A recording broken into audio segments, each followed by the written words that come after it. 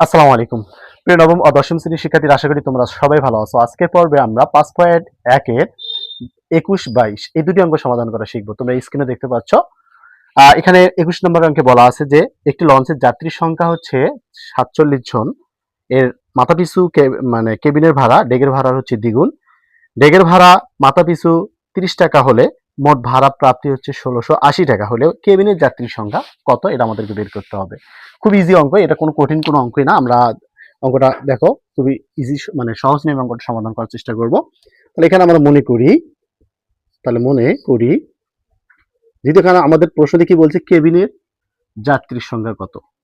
প্রশ্নটা দেখো, তোমরা স্ক্রিনে দেখতে পাচ্ছ, এখানে বলছে কেবিনের যাত্রীর সংখ্যা। তাহলে এখানে আমরা মনে করি কেবিনের যাত্রীর সংখ্যা। তো এখানে আমরা মনে করি লিখতে পারি যে কেবিনের যাত্রীর সংখ্যা সমান সমান এক্স জন। তাহলে কেবিনের যাত্রীর সংখ্যা যদি এক জন হয় একটি লঞ্চে, তাহলে ডেকের যাত্রীর সংখ্যা হবে, তখন দেখো মোট যাত্রীর সংখ্যা কত, ৪৭ জন। তাহলে ৪৭ থেকে কি করতে হবে, এক্স বিয়োগ করতে হবে। তাহলে ডেকের যাত্রীর সংখ্যা বের হবে। এখানে বলছে দেখো ডেকের মাথাপিছু ভাড়া। এখানে বলা আছে প্রশ্নটা দেখো যে ডেকের মাথাপিছু ভাড়া ৩০ টাকা। তাহলে আমরা লিখতে পারি ডেকের মাথাপিছু ভাড়া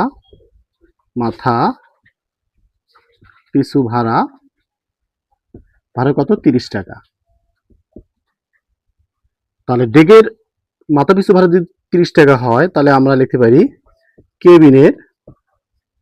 কেবিনের মাথাপিছু ভাড়া তাহলে কত হবে, এর দ্বিগুণ হবে। তাহলে আমরা লিখতে পারি ৩০ গুণন ২, তাহলে হবে এখানে ৬০ টাকা। কত, ৬০ টাকা। তাহলে এখন আমাদের প্রশ্ন মতে লিখতে পারি, প্রশ্ন মতে দেখো এখানে কেবিনের যাত্রীর সংখ্যা একজন।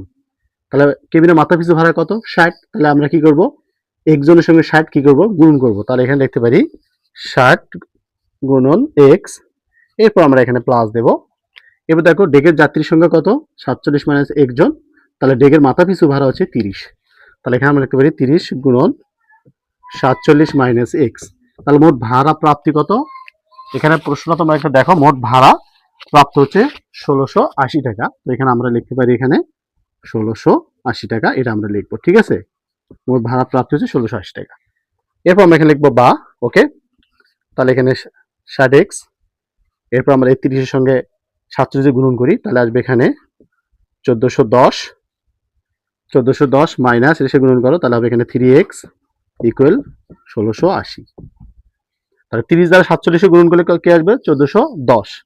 এখন আমরা করতে পারি, এখানে ৬০ এক্স আছে, এখানে ৩০ এক্স বাদ দাও। তাহলে ৩০ এক্স সমান সমান এখানে আমরা ১৬৮০ থেকে আমরা এর পাশে মাইনাস করে দেব। তাহলে এখানে ১৪১০। তাহলে ১৬৮০ মধ্যে ১৪১০ বাদ দিলে কত, ২৭০ থাকবে। তো এখানে আমরা লিখতে পারি বা 30x ইকুয়াল এখানে আমাদের ২৭০।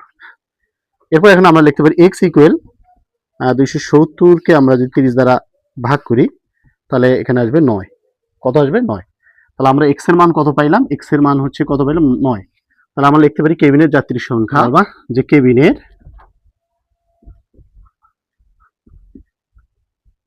যাত্রীর সংখ্যা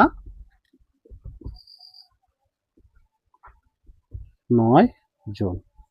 তো এটি হচ্ছে আমাদের ২১ নম্বর প্রশ্নের সঠিক অ্যান্সার। তো আশা করি বুঝতে পারছো। যদি বলে তোমাদের ডেকের যাত্রীর সংখ্যা কয়জন, তখন তোমরা কি করবে, এখানে মানটা বসাবা, অর্থাৎ ৪৭ এর মধ্যে থেকে কি করবা, ৯ বিয়োগ করবা।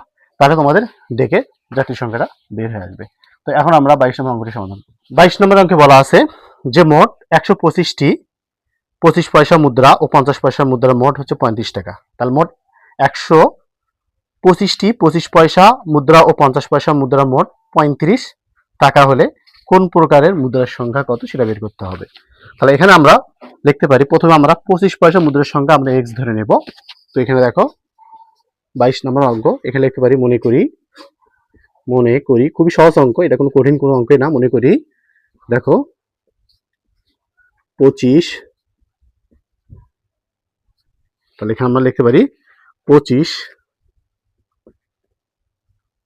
পয়সার মুদ্রার সংখ্যা আমরা এক্স টি ধরে নিলাম, ঠিক আছে। তাহলে এখানে আমরা 25 পয়সা মুদ্রার সংখ্যা আমরা এক্স ধরে নিলাম। তাহলে এখানে 50 পয়সা মুদ্রার সংখ্যা তাহলে কত হবে? তাহলে এখানে লিখতে পারি 50 পয়সার মুদ্রার সংখ্যা, তাহলে আমরা 120 থেকে কি করব, এক্স বিয়োগ করব, তাহলে এতটি। তাহলে এখন আমাদের 35 টাকা আছে, কত আছে? 35 টাকা। এই টাকাকে আমরা কনভার্ট করে আমাদের পয়সা রূপান্তর করতে হবে। তাহলে আমরা এখানে লিখতে পারি যে 1 টাকা, আমরা জানি, কথা তোমরা লিখবা যে আমরা জানি 1 টাকা সমান সমান, এখানে লেখো 1 টাকা সমান সমান 100 পয়সা, 100 পয়সা। তাহলে এখানে 35 টাকা সমান সমান হবে, তাহলে এখানে 100 গুণন 35 সমান সমান হচ্ছে এখানে 3500 পয়সা। এখন প্রশ্ন মতে লেখো। তাহলে এখন প্রশ্ন মতে তাহলে এখানে 25 পয়সা মুদ্রা এক্স, তাহলে আমরা লিখতে পারি এক্স গুণন 25, এরপর প্লাস 50 পয়সা মুদ্রা, তাহলে 50 গুণন কত, 120টা, তাহলে আমরা 120 মাইনাস এক্স সমান সমান এখানে কত আছে, আমরা লিখতে 3500 পয়সা। তো 3500 পয়সা দিয়ে দিলাম, ঠিক আছে। তাহলে এখন আমাদের কাজ হচ্ছে গুণন করা। তাহলে এখানে হবে 25x প্লাস, এর সাথে আমরা এখন গুণন করি, তাহলে এখানে হবে, দেখো, তাহলে 5 বরং 60, তাহলে এখানে দুটো শূন্য দিয়ে দাও, ওকে, মাইনাস 50x সমান সমান 3500।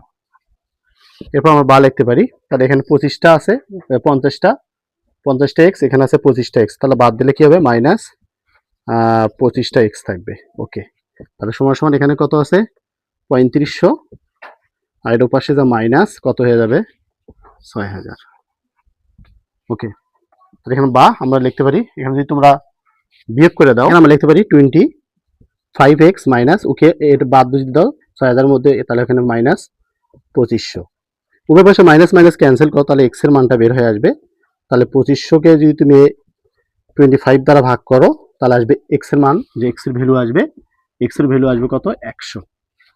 তাহলে এখন আমরা লিখতে পারি 25 পয়সা মুদ্রার সংখ্যা, তোমরা এটা লিখতে পারো 25 পয়সা মুদ্রার সংখ্যা হচ্ছে 100টি, আর 50 পয়সা মুদ্রার সংখ্যা হবে 20টি। তাই অ্যান্সারটা তোমরা দেখতে পাচ্ছ, স্ক্রিনে দেখতে পাচ্ছ, এখানে লিখবা যে 25 পয়সা মুদ্রার সংখ্যা 100 এবং 50 পয়সা মুদ্রার সংখ্যা 20টি। তো এটাই হলো আজকে এই প্রশ্নের সঠিক অ্যান্সার। যদি অঙ্কটি ভালো লাগে, যদি বুঝতে পারো, অবশ্যই চ্যানেলটা সাবস্ক্রাইব করে দিতে হবে। আজকে এই পর্যন্ত, সবাই ভালো থাকো, আল্লাহ।